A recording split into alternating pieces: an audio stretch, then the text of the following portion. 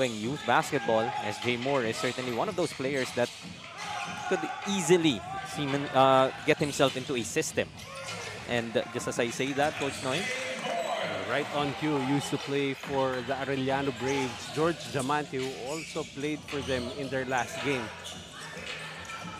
so reinforcements talaga ng mga Completos Recados. And speaking of Completos Recados, SJ Moore getting another bucket and one opportunity. That move brought to us by Pound for Pound Fitness, B-League High School, and maybe a number of players as well, like SJ Moore, who already has a taste of college basketball.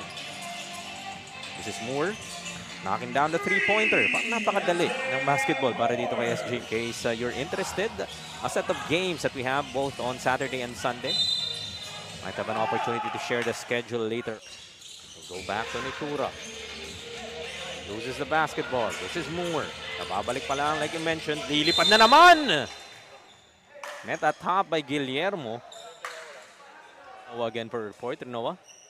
Because of the perpetual school team prior na isang araw sa problema ng kanilang kupunan ay pagkakaroon nila ng sabay. Youth league that we have in the country today really just shows the commitment of the perpetual team. And commitment that time. SJ Moore giving us. This team is really the commitment to conditioning.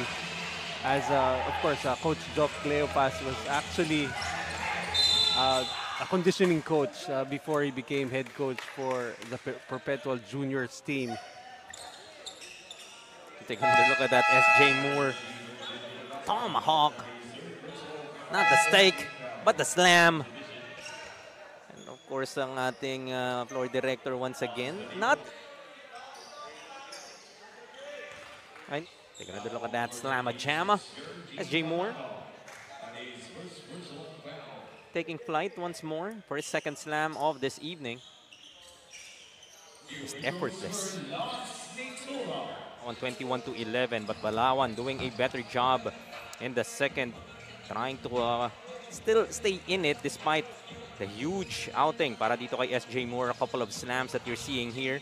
A one-hander and a two-slammer. Maybe the instructions from Coach Gerald. Was the effort, especially as we see SJ Moore coming up with a steal. Do we have another slam? Just layup. Yung ating first half, but turning on the switch apparently in that third quarter. Continuation given in that attack by SJ Moore. And baka ito na nga yung formula para dito naman sa Pasig.